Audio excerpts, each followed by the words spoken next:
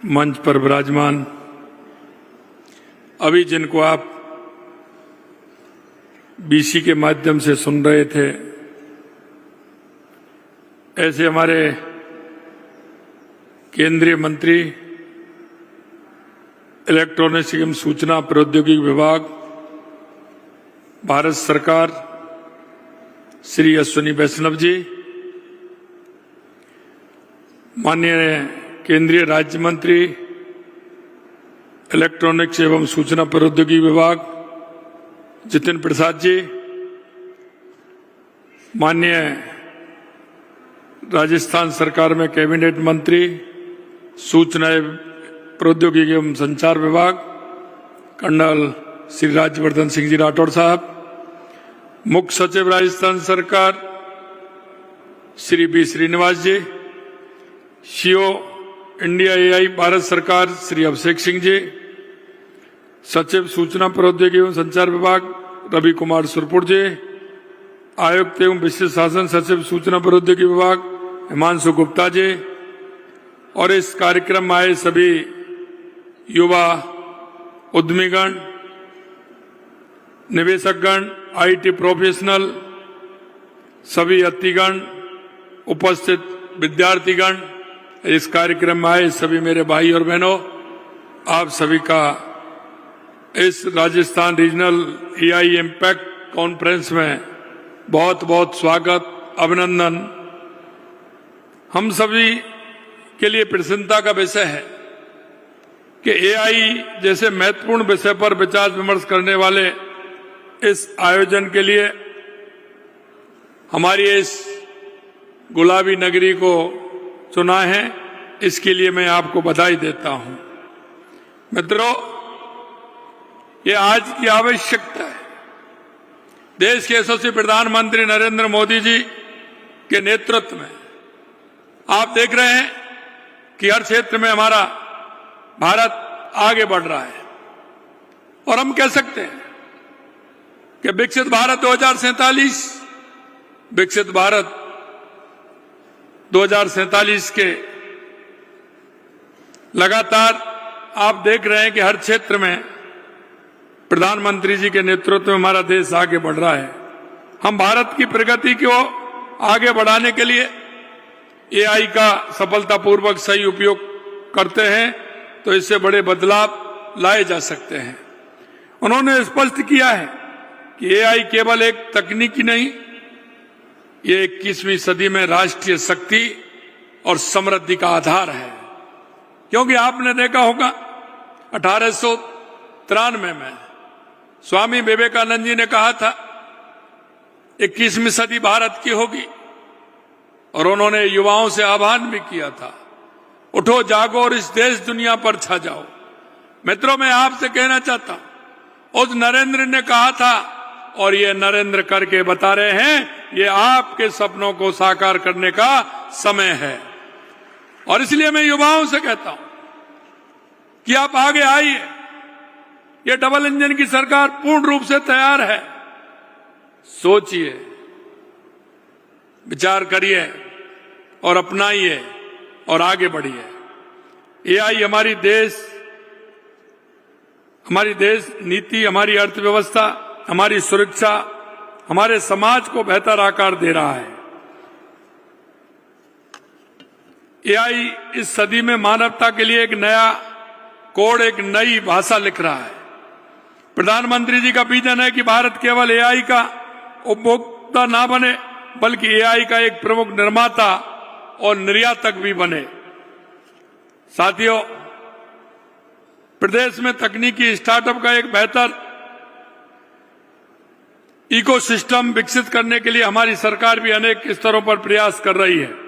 आज हमारा Rajasthan e governance और डिजिटल समावेशन से आगे बढ़कर आर्टिफिशियल इंटेलिजेंस और मशीन लर्निंग में अग्रणी बनने की दिशा में कदम बढ़ा रहा है।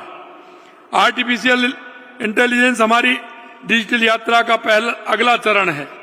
इसी दिशा में एक और कदम बढ़ाते हुए हम एआई एमएल पॉलिसी लेकर आए हैं।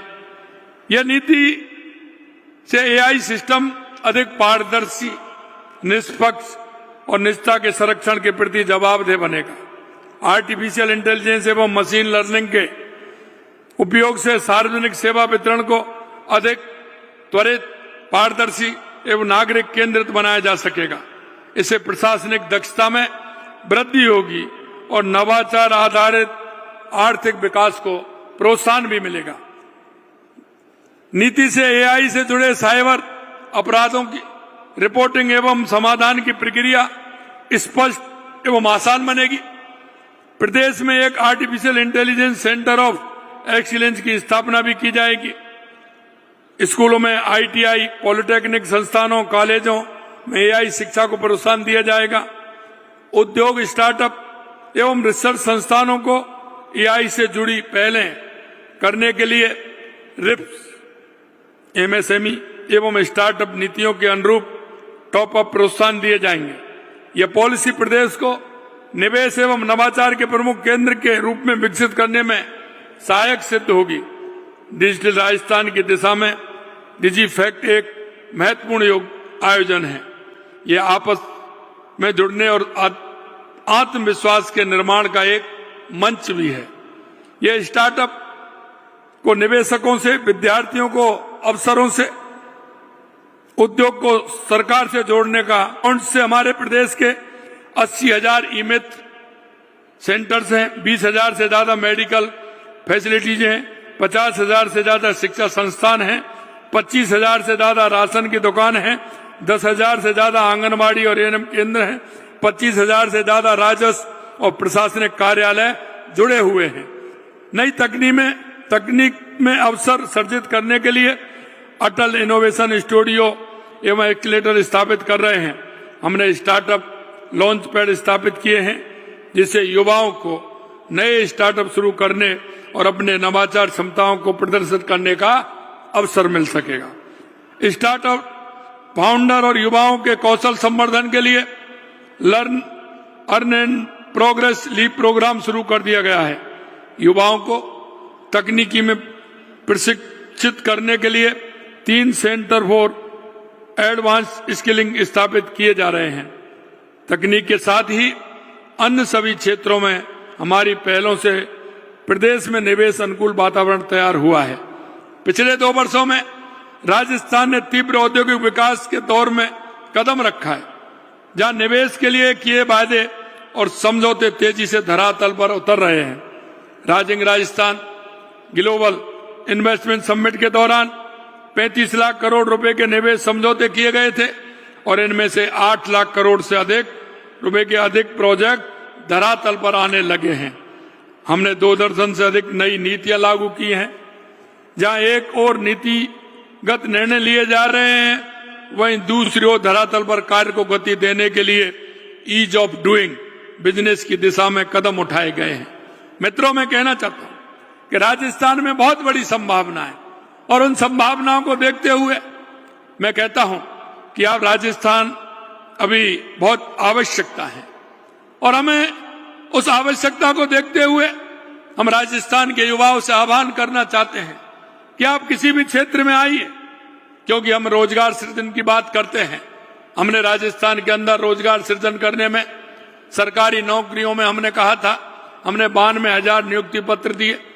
हमारी अभी 30,000 नियुक्ति हम देने वाले हैं और आगे 1,56,000 नियुक्तियां हमारी आ रही हैं, जो चल रही हैं, लगातार प्रोसेस में हैं और आगे भी आने वाली हैं। हमने प्राइवेट क्षेत्र में लगभग 2.5 लाख हमने रोजगार देने का काम किया है। मैं आपसे कहना चाहता हूं कि आप रोजगार के अवसर तो तलाशें, लेकिन मैं कहना चाहता हूं इसके माध्यम से आप रोजगार लेने वाले नहीं, आपको रोजगार देने वाले बनना है। इसलिए हम हर क्षेत्र में काम कर रहे हैं। टॉप अचीवर स्टेट के तौर पर पहचान हमें मिली है। राजस्थान अपने ऑनलाइन पोर्टल राजनिवेश के कारण राजनिवेश पोर्टल अब 19 विभागों से संबंधित 170 अनुमतियां समयबद्ध रूप से दिलवा रहा है। GIS, west industrial infrastructure mapping, digital land bank, e auction mechanism, मजबूत सिंगल विंडो सिस्टम ने राजस्थान में उद्योग और व्यापार को बहुत आसान बना दिया है। गत 2 वर्षों में प्रदेश में इंफ्रास्ट्रक्चर डेवलपमेंट का काम तेजी से बढ़ा है। 1577 हेक्टेयर में जोधपुर पाली मारवाड़ इंडस्ट्री एरिया विकसित किया गया है तथा खुसखेड़ा भिवाड़ी निवराना उद्योग क्षेत्र में 558 हेक्टेयर में विकसित किया जा रहा है। हमारा राज्य में सभी सेक्टर्स में तेजी से आगे बढ़ रहा है। हमारे इन प्रयासों में देश प्रदेश के उद्यमियों के साथ ही प्रवासी भाई बहनों ने भी गहरा विश्वास जताया है। और मैं कह सकता हूं, जो प्रवासी राजस्थानी भाई बहन हैं, वो देश में भी रहते हैं या दुनिया में रहते हैं, उनका सहयोग पूरी तरह से हमारे राजस्थान को मिल रहा है। मैं उनसे भी आह्वान करना चाहता हूं कि आपका जो सहयोग मिल रहा है निश्चित रूप से राजस्थान के विकास में बहुत बड़ा योगदान देगा। कर्म भूमि से मातृभूमि जो कार्यक्रम हमारा हो रहा है, उसमें लगातार उनका सहयोग हमें मिल रहा है। मैं देख रहा हूं कि यहां भी हमारे प्रवासी राजस्थान बंधु विराजमान होंगे। मैं उनसे भी आह्वान करना चाहता हूं, आइए आप राजस्थान की मिट्टी से जुड़िए। हमने प्रवासी भाई बहनों के राजस्थान से जुड़ाव को मजबूत करने के लिए अनेक पहल की हैं। हमने उन्हें एक मंच पर लाने के लिए हाल में प्रवासी राजस्थानी दिवस का आयोजन किया। प्रवासी राजस्थानी के लिए राष्ट्रीय और अंतर्राष्ट्रीय प्रवासी राजस्थानी मामलात विभाग का गठन भी हमने किया है। हमने प्रवासी राजस्थानी नीति तैयार की है, जिससे मेरे प्रवासी राजस्थानी भाई बहनों को सम्मान, पहचान, आसान निवेश सुविधा, सहयोग और अपनी मातृभूमि के विकास में भाग लेने का ठोस रोड मैप मिल सकेगा। मेरे भाइयों, प्रवासियों समेत सभी निवेशकों के लिए आज राजस्थान निवेश का एक प्रमुख स्थान बन रहा है। साथियों, हम सब जानते हैं कि राजस्थान देश और दुनिया के सबसे बड़े और दिग्गज उद्यमियों की जन्मस्थली भी रहा है, क्योंकि आप देखते हैं अगर हर तीसरा उद्योगपति देखेंगे तो वो कहीं ना कहीं राजस्थान से जुड़ा हुआ होगा। लेकिन मेरा लगता है कि हमारा संकल्प है कि अब राजस्थान उन उद्योगों की कर्मस्थली भी बने। आज हमारे प्रवासी राजस्थान बंधु कर्म भूमि से मातृभूमि, जैसा मैंने कहा, हमारी पहलों पर सक्रिय भागीदारी निभा रहे हैं।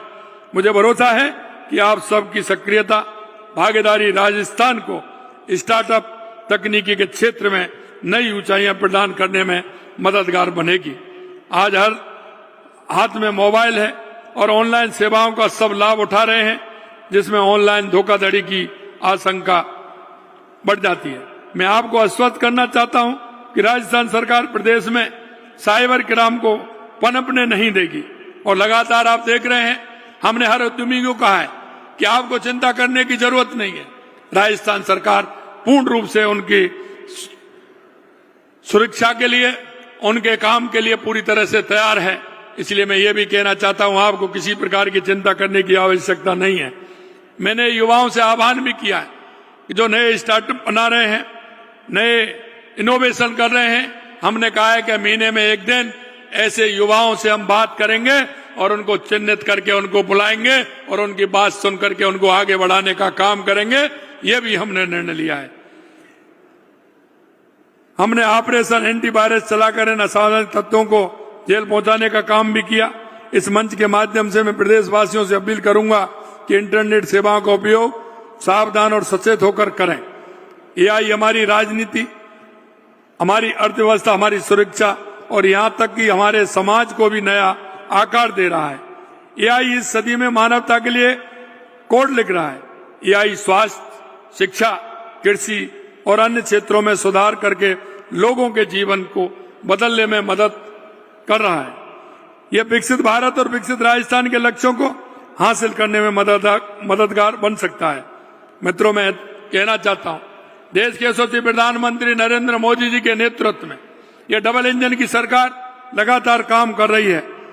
और मैं ये भी कहना चाहता हूं, ऐसा करने के लिए हमें संसाधन और प्रतिभाओं को एकजुट करना भी होगा और हमें यह भी सुनिश्चित करना होगा कि प्रौद्योगिकी स्थानीय परिस्थिति तंत्र में गहराई से समाहित हो ताकि वो प्रभावी और उपयोगी हो सके। हमें एआई संचालित भविष्य के लिए अपने लोगों को कौशल प्रदान करने और उन्हें नए कौशल सिखाने में निवेश करने की आवश्यकता है। मैं आप सभी को संभावनाओं से भरे उभरते क्षेत्र में भागीदार बनने के लिए राजस्थान में आमंत्रित करता हूं और अंत में यह विश्वास भी दिलाता हूं कि आप पूर्ण रूप से निश्चिंत रहें।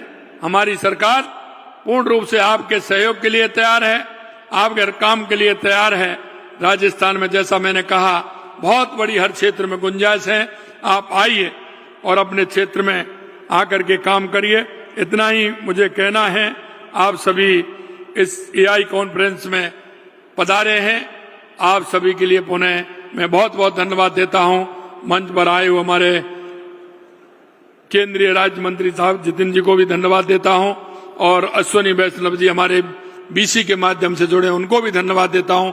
आप सभी को बहुत बहुत धन्यवाद। पधारो हमारे देश।